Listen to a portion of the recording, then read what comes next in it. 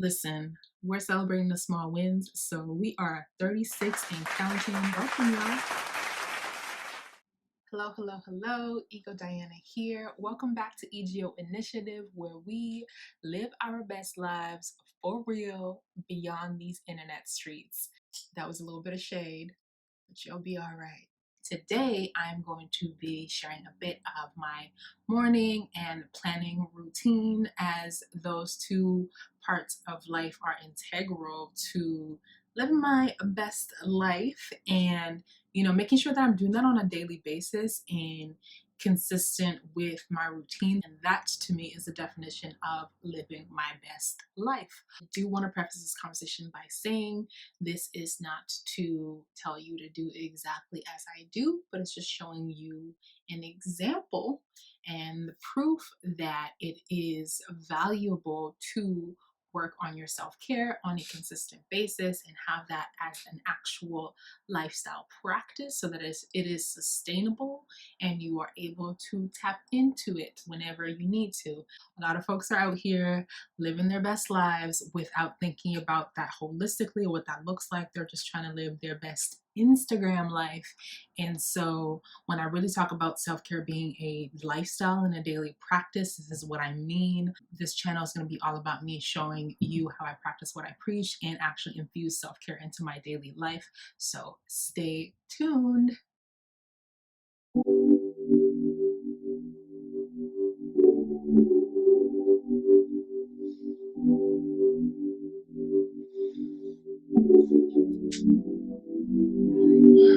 Hey Google, stop.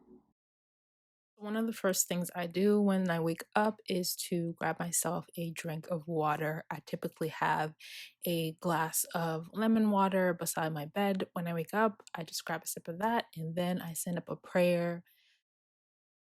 I have blackout curtains because I can't sleep with lots of light, but once I'm awake, I open up my curtains so I can get some natural light in here. Good morning.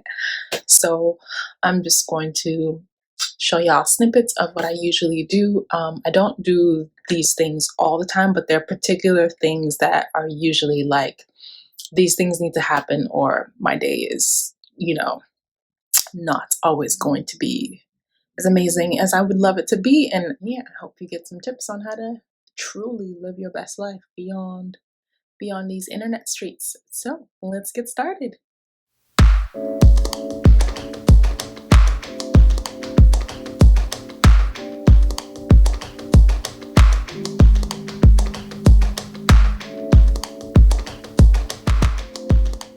After journaling, I usually switch into my workout clothes and either do some stretches and then a deeper exercise, or I do a combination of both and then go for a run.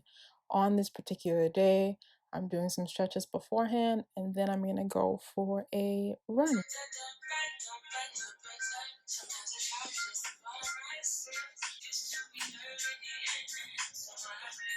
So I just finished my run. I was 1 minute off my goal. I wanted to do 5K in 40 minutes, but I did 3 minutes better than I did the last time, which was on Wednesday. So celebrate the small wins, a little progress. I'm gonna do a couple more kind of cool down stretches, and then I'm gonna make myself some breakfast.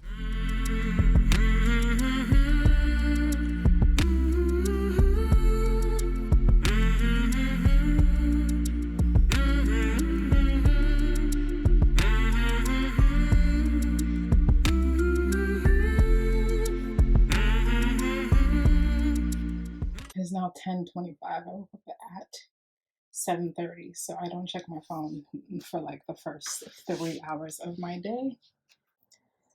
Okay, so I am all showered up and ready to start my day. I just started messing around with makeup, and this is a thing, but I did my best. I tried, I watched all the tutorials, and this is looking a little like glowy, so I'm into it. It's a good first try. I think this is my second time actually.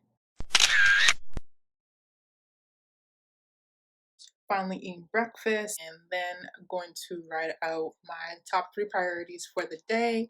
I got this tip from Aaron on Demand, and it has really, really helped me. I love to do all the things, but I have to be mindful of my capacity. And part of what I need to do today is to plan for next week, because usually I plan on Sundays, but my Sunday is going to be a little fuller than usual. I'm just going to do my planning today on a Friday for next week. And so everything I do is in preparation for the next thing. And that is what keeps me sane. That's what helps me be at ease, because that is my ultimate goal, to always be at ease, and not for things to be easy, but to always, feel at ease whenever I'm going through my day or whatever it is that's going on. And knowing that I can be in control of my emotions is just better if I'm prepared for certain things. And so, yes, that's what I'm going to get into today. Today's top 3. As mentioned, I have to, and next week.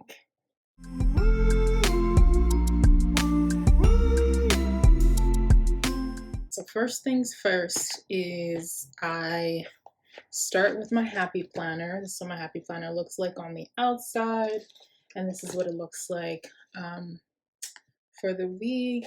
I do not like dropping the ball, so I get to stay very organized, which I absolutely love, because I know what's coming up. I'm in the perfect position to do certain things, and so that's really everything I do is in preparation for the next thing. And so staying organized really helps me do that.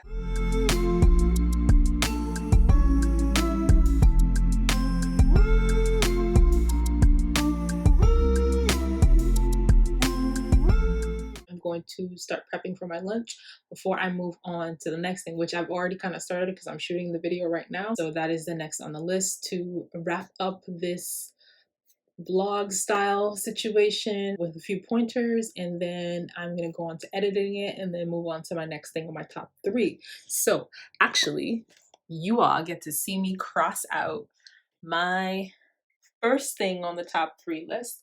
So let's go ahead and do that together.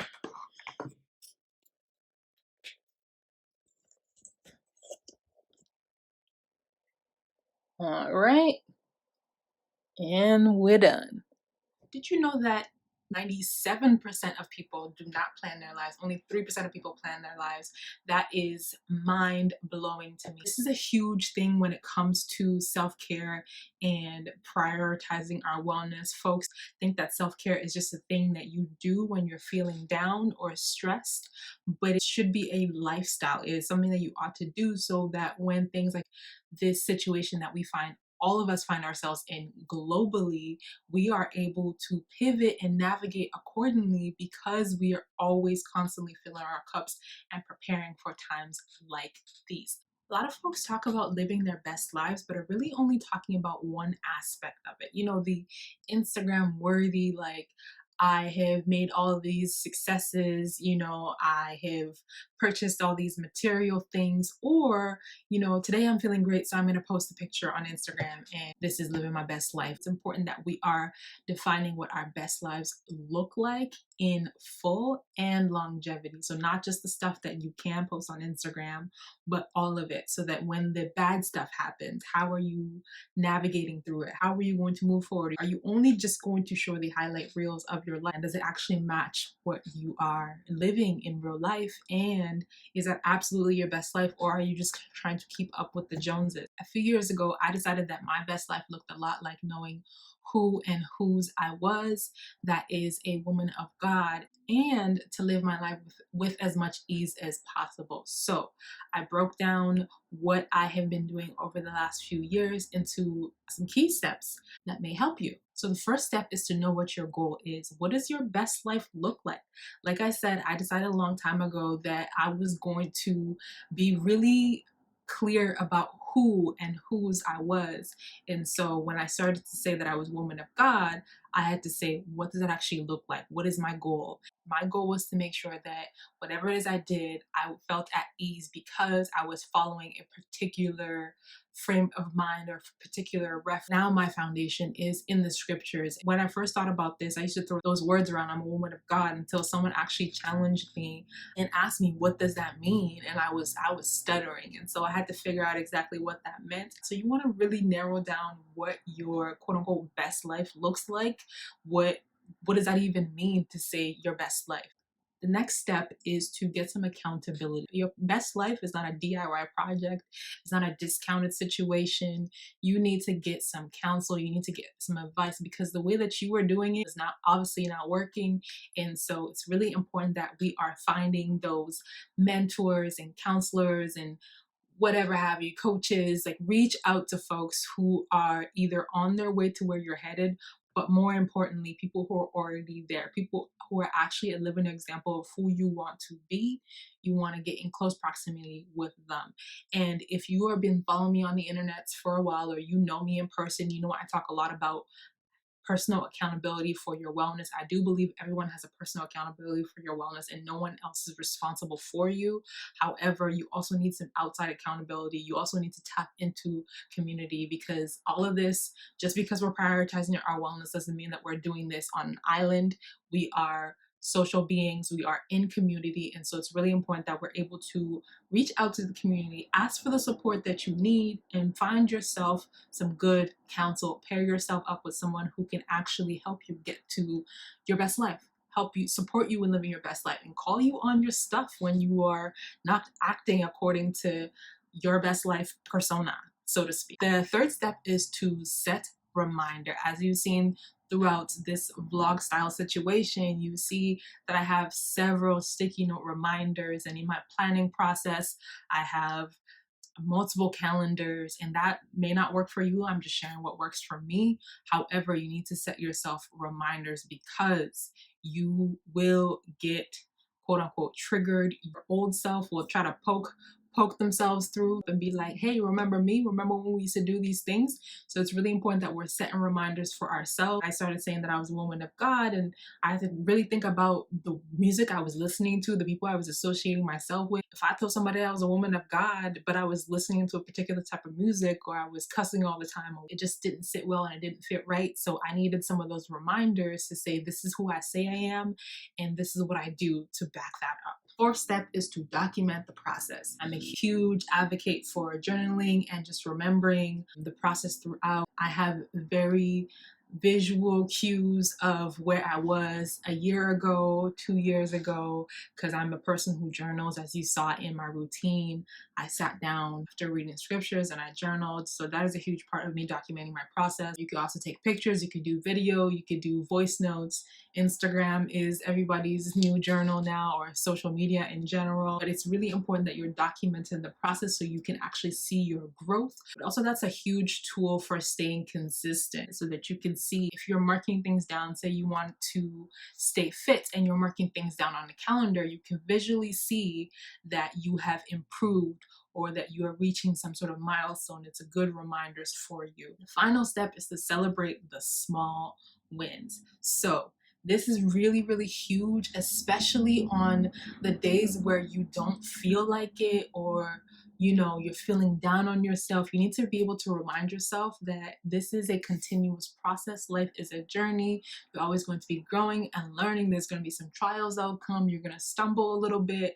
But when you are able to celebrate the smaller wins, it keeps you quote unquote motivated, but also is a good thing to rest in. What I like to do is to remind myself of what I already do have accomplished. It reminds me that I'm capable. That is one of my biggest affirmations to myself. Those are my 5 steps to keep you consistent with living your best life every single day for it to make sense.